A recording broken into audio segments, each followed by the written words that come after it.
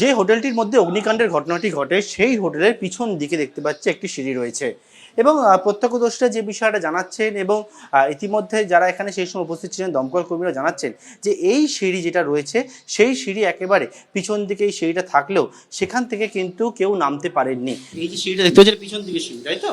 এই সিঁড়িটা আছে আপনার বার জন্য, ঠিক আছে? এই বার নতুন হচ্ছে তো সেই জন্য সিঁড়িটা কাজ জন্য বন্ধ করে দিয়েছে। এটা কালবের ওপেনিং ছিল, তো কালকে খুলতে পারে সেই জন্য আগেটা রিসেপশনে লিফট আর সিঁড়ি। এই যে সিঁড়িটা এটা হ্যাঁ উপর অবধি যাচ্ছে। হ্যাঁ, পুরো উপরে সিঁড়ি আছে, মেন সিঁড়ি আছে, ওটা পুরো বন্ধ করে দিয়েছে। আগুন পুরো পুরো মতলব এই সামনেটা আগুন জ্বলে গেছে তো তো হোটেলওয়ালা কি করেছে, স্টাফটা পুরো বন্ধ করে দিল। কেন বন্ধ করে দিল? লোক ভিতরে ঢুকবে না, ঢুকলে তো লুটামারি করবে, সেই জন্য ও তো বাঁচাতে জন্য ওর বন্ধ করে দিল।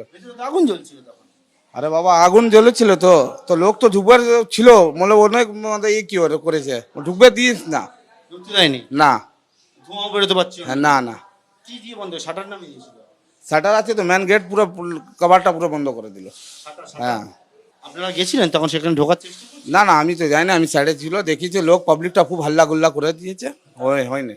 দমকল কর্মীরা যখন আজকে সকালবেলা আসেন এবং আসার পরবর্তীকালে পিছন দিকের এই সিঁড়িটা যখন তাদের নজরের মধ্যে পড়ে এবং সেখানে দেখতে পান যে এটি শাটার সম্পূর্ণভাবে বন্ধ করা রয়েছে এবং সেই শাটার তারা খোলেন এবং দেখতে পান যে আরও একটা এক্সিট যে রুট সেটা থাকলেও কিন্তু দেখা যায় যখন এই অগ্নিকাণ্ডের ঘটনা ঘটে তখন এই শাটার সম্পূর্ণভাবে বন্ধ করা রয়েছে এবং অনেকেই যে বিষয়টা জানাচ্ছেন যেহেতু এরা নির্মাণের কাজ চলছিল সেই জন্য পিছন দিকের যে সিঁড়ি রয়েছে সেই সিঁড়িটা সম্পূর্ণভাবে বন্ধ করা অবস্থাতেই ছিল।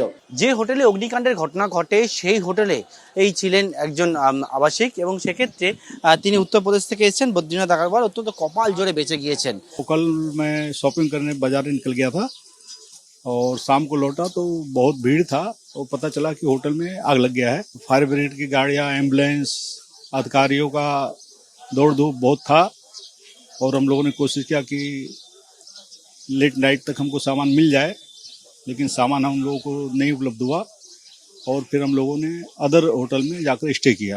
हाँ, अधिकारियों से बात हुई है और उन्होंने कहा है कि कुछ हमारी फॉरेंसिक टीम आएगी, उसको ओके मिलते ही हम आप लोगों को सामान दे देंगे। अंडर मेंटेनेंस चल रहा था, मेन स्ट्रीम के होटल हैं, भगवान का शुक्र है कि हम लोग वी आर सेफ।